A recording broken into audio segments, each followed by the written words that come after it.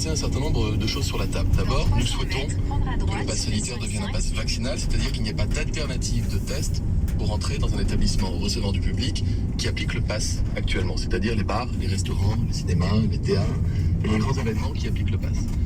Mais nous souhaitons aussi que les parlementaires, je souhaite que les parlementaires, à l'occasion du débat qui aura lieu, puissent réfléchir à des renforcements éventuels. Ce sera leur liberté de le faire.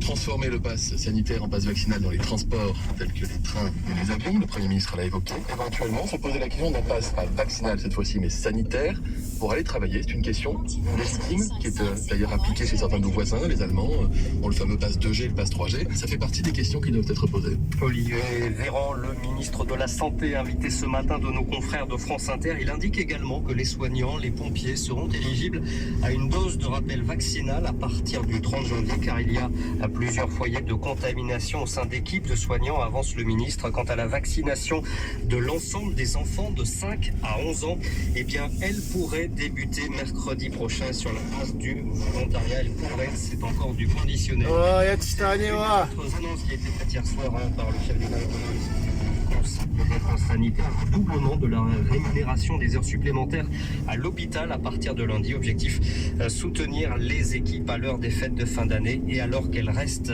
mobilisées. Un peu plus de 2900 patients sont désormais en soins critiques pour une forme grave du Covid. Un réseau de faux passes sanitaires mis au jour en Moselle. 2 personnes placées en garde à vue dans ce dossier au début du mois. On les soupçonne d'avoir généré et revendu des milliers de passes sanitaires frauduleux, Clément L'Huillier. Il s'agit d'un couple soupçonné par les enquêteurs d'avoir récupéré les identifiants de pharmaciens sur le site de l'ordre